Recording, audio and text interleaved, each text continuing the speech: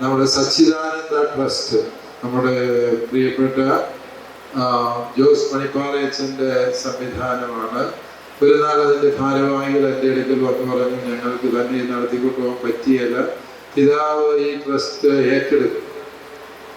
ഞാൻ പറഞ്ഞ് ഏറ്റെടുക്കുക, പറ്റിയ ഒരാളെ കണ്ടുകിട്ടിയാൽ ഞാൻ ഏറ്റെടുക്കാമെന്ന് പറഞ്ഞു. ഞാൻ തിരിച്ചു വരുന്ന വഴിക്ക് ആലോചിച്ചു ആരെ ഇത് ഏൽപ്പിക്കാൻ പറ്റും. അപ്പോഴും വേറൊരു ആലോചന എനിക്ക് വന്നില്ല. അത് ബെന്നിയച്ചൻ്റെ കരങ്ങളിൽ ഏൽപ്പിച്ചു. ബെന്നിയച്ചൻ അതിനെ ഏറ്റവും സുന്ദരമാക്കി വളർത്തിയെടുത്തു. നമ്മുടെ ഇരിട്ടിയിലെ ചക്കരക്കൂട്ടൻ ഭവനവും അതുപോലെ തന്നെ പെരുമ്പുന്നയിലും എടൂരുമുള്ള മൈത്രി ഭവനങ്ങളും ഞാൻ ഈ കഴിഞ്ഞ ഈസ്റ്റർ നാളില് അവരുടെ ഭവനങ്ങൾ വെഞ്ചരിക്കാൻ പോയിരുന്നു.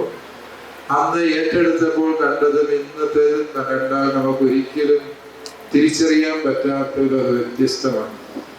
ഒരു 3 സ്റ്റാർ ഫെസിലിറ്റിയുള്ള വൃദ്ധമന്ദിരങ്ങളായി അവയെ മാറ്റി എല്ലാം നല്ല ഭംഗിയായി ഫ്ലോറിങ് നടത്തി എല്ലാവർക്കും സുഗമമായി അവിടെ വിശ്രമിക്കുന്നതിന് ജീവിക്കുന്നതിനുള്ള എല്ലാ ക്രമീകരണങ്ങളും അച്ഛൻ നടത്തിയപ്പോൾ ഞാൻ മനസ്സിലാക്കുകയായിരുന്നു, അച്ഛൻ കേവലം പബ്ലിസിറ്റിക്ക് വേണ്ടി പ്രവർത്തിക്കുന്ന ഒരു സാമൂഹിക പ്രവർത്തകനല്ല, മറിച്ച് ഇത്തരത്തിലുള്ള സമൂഹത്തിലെ പാർശ്വവൽക്കരിക്കപ്പെട്ട അവഗണിക്കപ്പെട്ട മനുഷ്യരെ തൻ്റെ ഹൃദയത്തിൽ ഇടം കൊടുത്ത് അവരെ സ്വന്തം കുടുംബാംഗങ്ങളെ പോലെ കരുതി സ്നേഹിക്കുന്ന ഒരു വൈദികനാണ്.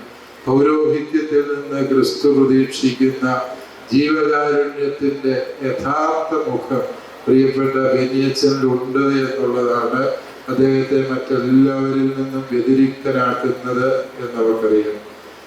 വീണ്ടും ബെന്നിയച്ചന്റെ നേതൃത്വത്തിലാണ് നമുക്ക് ഒരു കമ്മ്യൂണിറ്റി റേഡിയോ കാസർഗോഡ് കളക്ടർ, പഴയ കളക്ടർ നമ്മളോട് ആവശ്യപ്പെട്ടു, ഒരു കമ്മ്യൂണിറ്റി റേഡിയോ തുടങ്ങണം കണ്ണൂർ കാസർഗോഡ് ജില്ലയില്. അതിന് പൈസ ഒന്നും സർക്കാരിന്റെ കയ്യിലില്ല, നിങ്ങൾ തന്നെ പൈസ ഉണ്ടാക്കണം, പക്ഷേ കേന്ദ്ര സർക്കാരിൽ നിന്ന് അനുവാദം ഞങ്ങൾ വാങ്ങിത്തരും. മറ്റു പലരും അതിന് വരുന്നുണ്ട് എങ്കിലും ഞങ്ങൾക്ക് കൂടുതൽ വിശ്വാസവും താല്പര്യവും നിങ്ങൾ തുടങ്ങുന്നതാണ് എന്ന് പറഞ്ഞ് നമ്മളെ സമീപിച്ചപ്പോൾ അത് ബെന്നിയച്ചന്റെ ഉത്തരവാദിത്തത്തിൽ ഏൽപ്പിച്ചു. ബെന്നിയച്ചൻ ചരിത്രം തിരുത്തിക്കൊണ്ട് കാസർഗോഡ് ജില്ലയില് ആദ്യത്തെ കമ്മ്യൂണിറ്റി റേഡിയോ സ്ഥാപിച്ചു എന്നുള്ളത് മറ്റാർക്കും തകർക്കാനാവാത്ത ഒരു റെക്കോർഡായി എന്നത് സത്യമാണ്. വള്ളൂപ്പള്ളി ഭവന നിർമ്മാണ പദ്ധതി, അതിലേക്ക് നമുക്ക് വീടില്ലാത്തവർക്ക് നമ്മൾ വീട് പണിത് കൊടുത്തുകൊണ്ടിരിക്കുകയായിരുന്നു. അപ്പോൾ വീടും സ്ഥലവും ഇല്ലാത്ത ഒരുപാട് മനുഷ്യർ വന്നപ്പോൾ ഞാനിങ്ങനെ ഒരു സർക്കുലർ എഴുതുകയുണ്ടായി. അതിനോട് സഹകരിക്കാൻ മനസ്സുള്ളവർ സഹകരിക്കണമെന്ന്. ഏകദേശം കഴിഞ്ഞ വർഷം ഒരു കണക്കെടുത്തപ്പോൾ ഇതിനോടകം 17 ഏക്കറിലധികം ഭൂമി പല സ്ഥലങ്ങളിലായിട്ട് ഈ സംരംഭത്തിന് വേണ്ടി വിവിധ വ്യക്തികൾ ദാനം ചെയ്തു. ഈ സർക്കുലർ അവധിക്ക് വന്നപ്പോൾ വായിച്ചു കേട്ടതാണ് നമ്മുടെ പ്രിയപ്പെട്ട ഷാജനും കുടുംബവും. ഞാൻ ഫീനിക്സ് പള്ളിയിൽ ചെന്നപ്പോൾ ഷാജൻ അവിടെ നിന്ന് എന്നോട് പറയുകയുണ്ടായി, എനിക്കും അവിടെ ഒരു ഏക്കർ ഭൂമിയുണ്ട്, ഞാനത് ഈ ഒരു കാര്യത്തിന് വേണ്ടി ദാനം ചെയ്യാൻ തയ്യാറാണ് എന്ന് പറഞ്ഞു. അദ്ദേഹത്തിൻ്റെ ആ നല്ല മനസ്സ് നന്ദിയോടെ ഓർക്കുന്നു. ബെന്നിയച്ചന്റെ ബയോ മൗണ്ടൻ കമ്പനി ഉൽപ്പാദിപ്പിക്കുന്ന ഉൽപ്പന്നങ്ങളൊക്കെയും വിതരണം ചെയ്യുന്നതിന് ഇനിയും നിങ്ങൾ ഓരോരുത്തരും സഹകരിക്കേണ്ടതുണ്ട്. അതിനെക്കുറിച്ച് ആർക്കും ഒരാശങ്കയും അസ്വസ്ഥതയും ആവശ്യമില്ല. നേരിൽ കിട്ടേണ്ടതൊക്കെ നേരിൽ തന്നെ കിട്ടും എന്ന് ഞാൻ ഉറപ്പുവരുന്നു.